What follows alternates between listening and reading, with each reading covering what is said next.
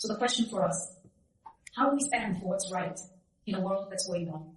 So we live at a time of profound global turbulence. I think we're seeing wars happening, intensifying, proliferating, and every day right now in Gaza, we are seeing horrific scenes of unconscionable human suffering.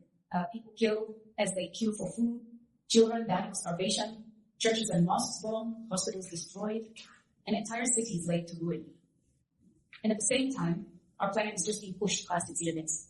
And the ravages of climate change are producing droughts, famines, displacement, and conflicts.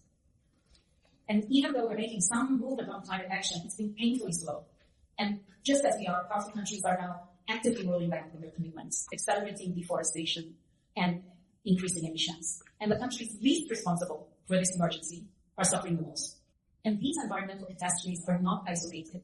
I'm from Kenya, and I grew up during a dictatorship. In Latin America, people were resisting their own dictatorships. In Argentina, tens of thousands forcibly disappeared under military rule. In Mexico, peaceful student protests were met with brutal repression, most tragically the 1968 massacre.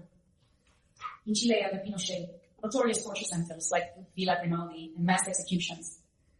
In Brazil, leftist students, intellectuals, clergy, arbitrarily detained, tortured, disappeared, killed. And yet, amid all that, there's always been a history here of people who stood up for truth, for dignity, for what was right, often at great personal risk. I want to close with the words of someone who may be familiar to our friends this fall, Maria Herrera Magdaleno. She's a Mexican human rights activist and a mother who has been searching for answers when it comes to the disappearance of her sons.